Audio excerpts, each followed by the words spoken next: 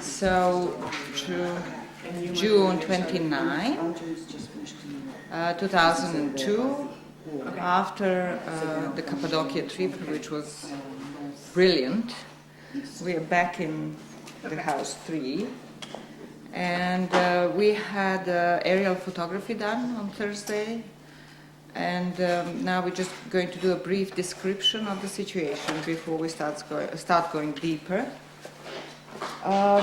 In the northwest corner, things have not changed at all, and the same goes for the central part of the western area, and the floors are the same. The floor down here where I'm standing, which is between the bin spaces and between the oven, we have floor 12 now. Yes. Floor 11. So in the northern part we have floor 10, in the southern part of this western area we have floor 11. And going on the platform up here, 169, we have floor 12. No, wrong again, this is floor 11 still. Floor 12 is in the kitchen area, and in the kitchen area the things are going further down, and what we have now, the situation in the oven, our feature 778, is that we have gone under the floor and we are excavating the base of the oven, and therefore the rim of the oven is also changing to some extent. The outer rim is staying the same, but we are now finding an inner rim, which is this line here. And obviously in an earlier stage the same oven was round shape, and then later on it became more squarish, but we'll talk about that later when we have it cleaner. And the new thing here is another cut that looked in the beginning as an animal hole, which is narrow and long cut here, but actually now we think that it is a deliberate cut that was made in prehistory. It has a feature number. It is, does it have? 1008. 1008, and if you stand there and film, you will see this cut thing, and it's very likely that it was done in order to prevent, to minimize the sloping of the floors from the south towards the center of the building, because in the kitchen there were many slips of floor, put many more than in some other areas, and they're thinner. And they were not so stable, and anyway the house was sloping, the entire house, from the south towards the center. So this could have been one way of minimizing that by making a cut which was packed with extremely hard materials, and this is the type of packing that we find around the posts, in the base of the posts, and in some other strategic areas, and I called it in the past prehistoric concrete. So this is that kind of material. And so it was packed in here, maybe in order to stabilize the floors a little bit. So that's new. The rest of the entry area is the same as was before. There is no any new understanding of that. In the central floor, we have the same situation. It's our floor 17. All that what we see better right now is that the line of the floor in the center and the boundary between that line and the platform 170 is a slightly different. It's not the way we thought it would be. We thought that orange might go up on the platform, as we have in the case of platform 162, but it doesn't.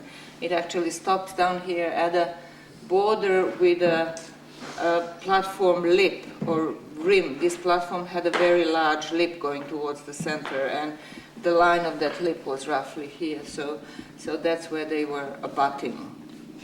And on top of platform 170, we have a very damaged floors, especially in the center of the platform, with a little bit of remains of this gray and white on top of the packing, and with only white plastic floor around, especially here on the southern and eastern part of the platform. There is another interesting possibly interesting feature here, which is this cut thing that goes along the entire east side of the platform.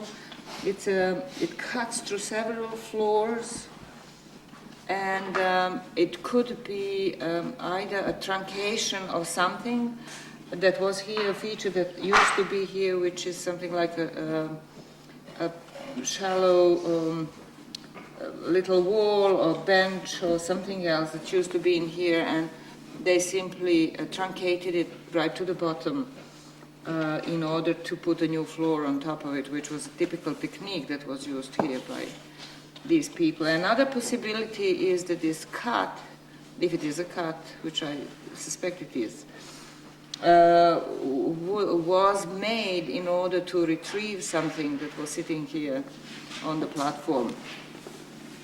But since it's not coming from above, it's coming between the two floors, it is most definitely actually a truncation of a plastered feature of some sort.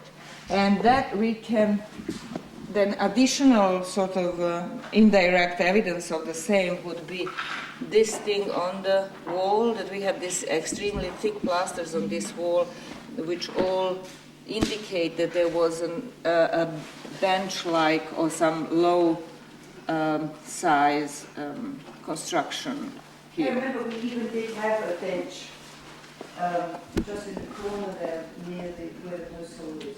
There's the actual yes. bench that we excavated as a yes. feature. In the upper floor layers, we did have here a very strong plastered remains of a feature, which could have been that right part of the same. Bench going about 30-40 centimeters up towards the south.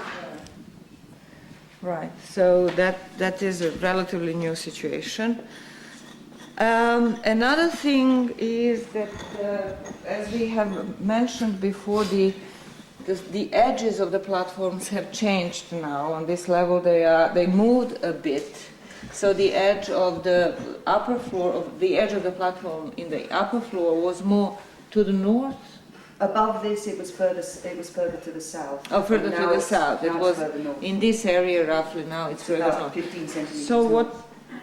Yeah. So what we are seeing as we are going further deeper down to the earlier floors, we are seeing that the things are spreading, sort of spreading. The space is becoming bigger. There is less of that packing clay packing that actually makes the spaces smaller.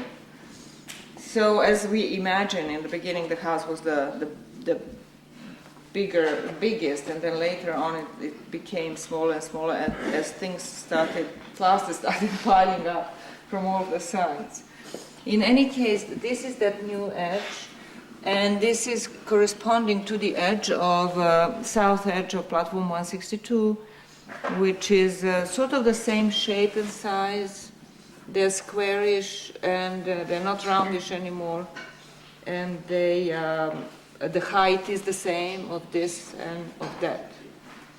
So and it might be worth saying that the red packing and maybe that floor came up over. This one goes, over there, yes. And also in the corner of 170 where And you are. And here. Yeah, just there, just at the corner. This packing? Yeah. Yeah, we think that this packing might be the same as that, even though there is a slight difference, but it might be, yeah. It goes here, yes, that's true. But it doesn't. And the orange goes under here, under this floor. But in the rest of 170 it doesn't. It doesn't continue this way. Yeah. So it goes close to the edge, it goes on top of that edge, and then it stops. What else do we have in this? There's no additional features of the standings. Anything else? Okay, let's go to 89.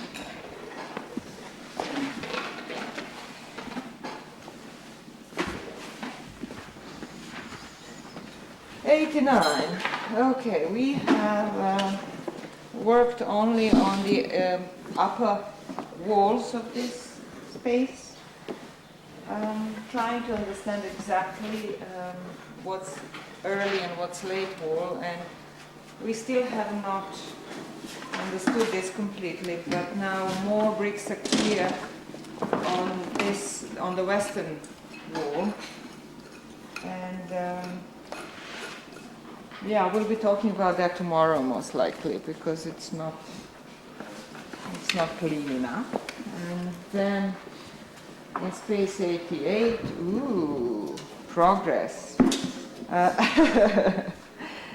Dusan is trying to go down to considerably deeper down in order to get to a stable surface, because the surfaces, all the surfaces that he has been working here from the middle of the space towards the south are made of a similar type of clay. It's all very bricky, sandy clay, which is soft, and it just doesn't keep the shape. It's all either eroded or was in prehistory packed so much and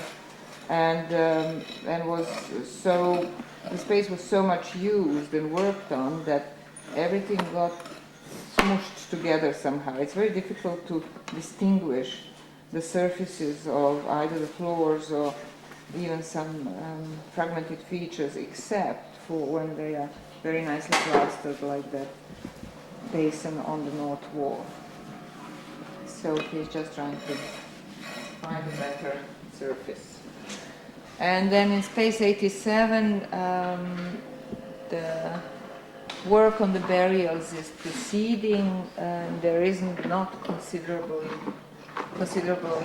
change since the last time we talked, except that I think there are like 8 individuals, possibly 8 individuals right now that are identified. Okay, so that's that. Thank you. Thank you.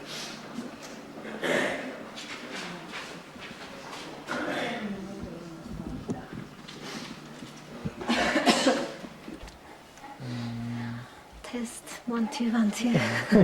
Action. Okay, who wants to start? Okay, we are in space 87 with a series of burials that we want to try to decipher what is actually happening here. This right here is feature 1002 with skeleton 8410 still laying down into the pit. We're going to be focusing today on this space over here, this area over here, which is feature 1007. And the 2 skeletons in that feature are, you can point, are 8490, skeleton 8490. So it is like this, the skull and the body is going this way, and the feet and the hands going down here. And the other one? And the other one is skeleton 8494, which is skull. a skull on one side. It's separated from the body, and the body is on top of the other one, on the pelvic area. So the ribs and the pelvis here of the baby. You have to speak up. Yeah, Oh, sorry. yeah. And the older individual here that is the most articulated that you can see is an individual that would be an adolescent. We haven't figured exactly how old it is. And the other one, 8494, is an infant. Again, something maybe 4 to 6 months. We'll define that when we look into the lab at the material. So what we're trying to do now is look at the 2 skeletons here and try to figure out which one was buried first, which one was buried second, and to account for the disturbance that we see in the crania of both of them. Can I add something? Mm-hmm. We have as many skeletons as it has been described, but in terms of the burial cuts, Yes. we are dealing with 3 burial cuts. 3 burial At the cuts. moment, And yeah. the large one Okay. over there? This is the first, actually this burial cut was the first burial cut that was found. First and and latest, yeah. Yeah, the first, as we came down the floor. And it was discovered in the floor above this one. Yeah, that would be floor 1, Floor one. space 87. So this was from space 87, floor 1. Burial cut 2, if you point that out, was also from the same floor. No, No? it wasn't. No, it was No, it one was from floor the down. floor down. One floor down. Floor Yeah, 2, well- which is this floor that we are seeing now. Yeah. And when we actually saw the bones were going down, we figured out there was an earlier cut. So then removed one floor, and then we discovered this cut here. And it was coming like this. That's right. And then after that, we removed the child, which was Which was- about 10, 8423. Oh, the number. yeah, and the age about 10, 9, 10. And we removed that one, and there was a isolated skull sitting over here. And then as we removed those two, we discovered this skull and the head of this humerus facing that way. And we decided that there is a earlier cut. And we covered those and then started removing, Lori started removing some of the floors, and she discovered this cut, extension of that. And we think that that was the earliest cut, was coming like this, and Mira pointed out that this should be the edge of the cut and coming like this. And then in that cut we found these two individual. Right, so the cut, the second cut, this is the cut feature, what is the second cut? The second one This is one, 1005. 1005 was possibly not going all the way down to the bottom of this pit, but it was ended higher up at the level of this floor, right? It was actually just right on top of Right on the top. skull. So when we removed the other bones, we could slightly see the skull, but it was all leveled down. So that was one of our hypotheses why this skull was removed from the body. And when they opened it up, the skull was actually here higher up, and they just put it down to level the later cut. So, but yeah. Yeah, part of it is that the skull is taken off of the vertebral column, and we're trying to figure out why that skull is off that way and also lower.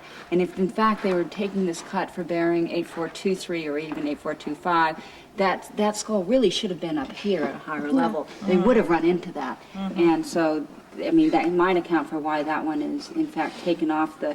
Everything else is completely articulated except for that skull.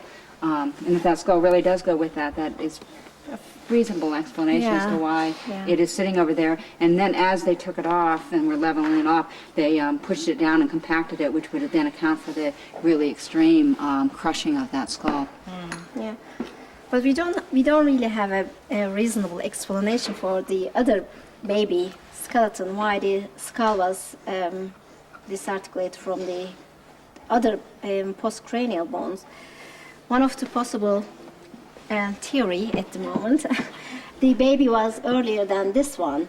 It was buried first, and then but the time difference wasn't really great. And then when they reopened the cut, baby was kind of half defleshed, and they removed the baby and disturbed the skull over here, and they put this individual, which was 8490, and they placed the body over here on top of this individual. And it's also the distance between the baby and the other individual, it's not great. There's really 1 centimeter soil in between, so that shows that Well, it means that they're not separated by too much time or space in terms yeah, of they what's actually going on. this body might have had flesh on it, and when it decayed, it just went down to very close to 8490. But the fact that there is soil between the baby bones and the older person individual bones, that there is some soil, layer of soil, is an indication that they were not buried at exactly the same time. Because originally, when first this was uncovered, the idea was that the two individuals, the baby and the individual, were buried together, or maybe even baby was inside if it was a female, unborn baby, we were even talking about that, but that's less likely. Yeah, and the fact that we have soil in between those two sets of bones indicates that they were not buried at exactly the same time, but there is a time lapse. Yeah, and there's the reason why we're thinking two different events and why we are not relating this baby disturbance with this one, because when they later cut this one, the skull was on the way, but not the baby skull. So they wouldn't actually disturb two skulls at the same time, because it wasn't actually, it should have been in this side. So it wasn't on the way. So that disturbing of these two skulls shouldn't be the same time. And what she means by that is that when we look at that, from what we can tell of the bones right now, is that the skull of this one really should have been up here. not even here. They should have been over here. And so it's displaced not only just from here. If it was here, higher, we might be able to account for it differently. But that should have been over here means that it really is quite disturbed away from its original position. Right, but if we go with another hypothesis, which is that it was deliberately removed before the burial, and we do know that here, Çatalhöyük, the orphan skulls are deliberately removed, and as a matter of fact, you have here whole lot of skulls that are separated from the bodies, right? We have one skull and the two mandibles that are separated from the body. Yeah, Right. and then we right, and so we know that there is some possibility that the baby, if this is all one baby, the skull and the bones, that they had been deliberately separated and then buried in that way. Now, that's another explanation. It seems a little far off, but we know with adult individuals that they were doing the separating. But is there going to be a way of really establishing if this skull goes with these baby bones? Yes, because what we have is that we have the teeth of the skull, and it's aging to around 6 months in terms of the teeth. And as we take these out, we'll be able to take the measurements of the long bones and get an estimate of how old that individual is and see if it's in the same age range. Because it actually, when I first got the ribs, I did think it was much younger than that, but now that we've got more of it, it could fall within that range fairly easily. So, I mean, right now we're thinking that they do, in fact, this is something of 4 to 6 months, and this is 4 to 6 months, and so the likelihood they go together is pretty high. The other thing is we also have other bones of babies coming out of this animal disturbance in both of these, so we do have a number of those bones. But is there any overlap of the baby skull with the bones of the individuals from the other burial? No, No. no. So there is no overlap. It's just No, it's that just they the- were so buried close. They were very Very close. close. Now this one, it is true that this actually wall fell. It actually came out a little bit more than that, and it looks as if they're undercutting it in terms of that. But at first, it looked like it was underneath that, directly underneath it. But it's also very loose soil because of the animal disturbance that is going in there. But this looks like it has, integrity here, separate from that, but they're at the same level. It is true. But there is also possibility that it seems that there is a possibility that they were very concerned with having to bury all these individuals in this place, and yet and they have certain thickness of the deposits in which they could place those, because they wanted the floors to be flat and even and all of that. And it seems as though they were almost, separating the parts of the body and stacking it in places in order to fill up the space and then have Well, in a You see way what I mean? I think that's true, but in a way it's not true in that almost always either the head or the pelvis is the highest in terms of what's going on. And even on this one, the head is much higher than the rest in terms of trying to make it flat. And and we'd expect that when this one was buried, they weren't that concerned about it, that the head would have, in fact, been higher in terms of it. But that later people might have been concerned about it and then moved it to flatten it. But when they're actually burying them, I don't know that always is the case. Right. But let's mention also the individual that was above here in this cut 1005. That individual also had smashed head, right? It had Postmortem. post-depositional crushing of that one side of the head, that's right. And it's sort of similar to this skull. I mean, it doesn't look the same, but it's the same sort of action, like This pressing. skull? Yes. It's not quite as bad. This one is actually much more fragmented than that because the 8523 that sat here and the cranium was there. Just the one side that was up was crushed in terms of that, but that we still had a pretty good maxilla, a pretty good mandible, a little bit more articulated. This is articulated, but this seems to be particularly bad relative to that one. But yes, that one did have, and if they are trying to get these floors flat and packing them or tamping them down, that kind of crushing of the cranium would expect. Right, yeah. But there is another possibility. We should mention that maybe it might change it later. But this skull might not belong to this individual because we had another skull on the upper layer. Well, the reason we're thinking that because the wear on teeth, we managed to look at some of the wear on this teeth, and it's quite worn. And considering the age of this individual, it seems quite a lot of wear. So, although the other one was much younger, wasn't it? It was It's younger, and it didn't have as much wear as I recall. Yeah. So And it that's might actually A425. go with this skull. So if that's the case, then we have to change our story basically. Right. Yeah. And this will be isolated skull, or there's more Something more underneath. skeletons underneath. Yeah. So that's another possibility. with It is a this. possibility that A425 belongs to this one. Yeah. And again, it was Just in placed. terms It of was placed age. right here, so that it's not that far from the. And it's that, cervical. yeah, considering the cervix coming upwards. Yeah, why not?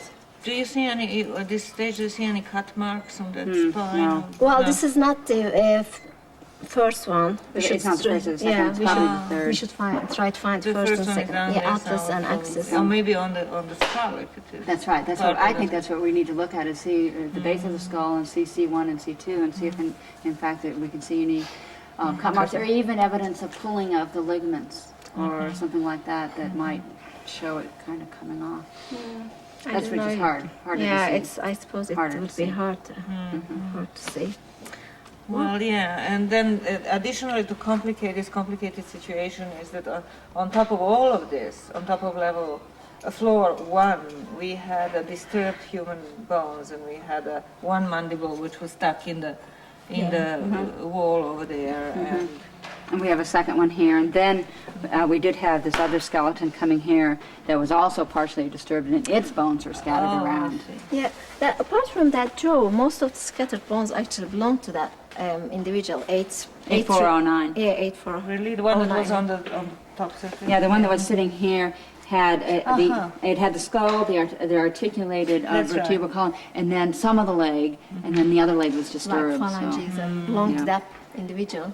Now, what did we conclude about those two skeletons? They were buried, and they looked to me as though they were buried together. They were so Yeah. neatly put on top of each other. But is that likely, or Well, So No? yeah, I thought the other one was. she has a early. theory. No, I thought we talked No, I think about it's it, reasonable. yeah. No, I think it's reasonable. The other one, 809, was the earlier one, and then they disturbed that one to put this one, 8410. So that's why it was partially disarticulated. And it's actually a funny thing was it was lying on its right side, and the disturbed part was right side. So you would expect to see the other side disturbed, but it was the other way around. The underside. So I thought, yeah, I mean, we were thinking about it. They just pushed it to this side to put this one in, and it slumped onto this.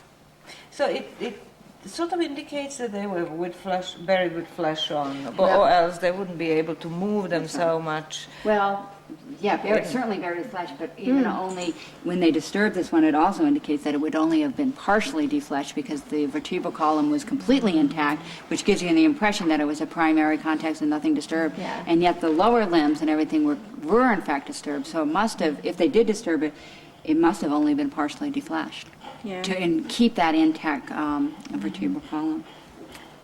And in fact, that might be true here as to why those bones are together that, again, maybe partially defleshed, not fully defleshed. Otherwise, it's really hard to imagine why they are so together like that. So compact. Unless they're in something that we haven't found the evidence Right, unless a basket or something. We really didn't have any evidence. Usually we No get vitalists. some evidence Not of one. basket fight for. Yeah, we didn't get any when vitals. they exist. Yeah. Not even anything, a small bit or anything. And in fact, in this whole group, we didn't have any vitalists, did we? Oh, this one did. No, This one on did. top we found one, but not directly related with the skeletons. We didn't. So then this all was happening in terms of maybe of one generation, if there was cutting so, yeah, I was gonna into the previous burial, moving things around, putting bodies. It had to be, or they all had to Very be with some close. flesh on. Close in time. Yes, So it that- has to be within one generation, Well, I one would think. family. Yeah, I would think. maybe the most between two generations. Now, if it's going to have the flesh on it, it's going to have to be closer than, two generations is quite a long time to maintain flesh. No, but I mean, it might be like a grandfather. Oh, and yeah, but contemporaneous, So, yeah. okay, generations that way, yeah. Yeah, Okay. but it definitely close in time. There's not much time difference between. Okay, so what do we have? What else do we have to do here now? Well, Let's one of go the things that we need to do is that we're going to start with is we're going to take 8494 and we're going to remove that and really see what's going on, see how articulated it is, see if all the bones are articulated, We'll take this one first. and see if we can figure out where the cranium really should have been. If maybe what we're seeing in terms of the clavicle and scapula and ribs up on that thing, maybe that entire thing had been moved, then that might tell us again where that cranium was and as to whether it was higher or not. But that's what we're going to start doing, is taking 8494 out, look at it, take it to the lab, clean it up, age it, see if it's the same individual, and then proceed on from that. In the same sense, we'll do that with that crushed cranium right there, see if it actually, if it belongs to this, or the one we removed belongs to that. That should help us figure out what's going on. And we could probably do that by looking at the teeth and other elements. I think we should be able to do that. Yeah, I think so too. Okay. That's, Anything else? yeah, that's it. Thank you. That's conclusion. This is happening all on June 29, 2002. A simple burial. A simple burial in the smallest possible space. I'm never leaving Space 87. Okay, hooray, we can take it out now. Okay, I think that's what we can do. So you work on the postcranial.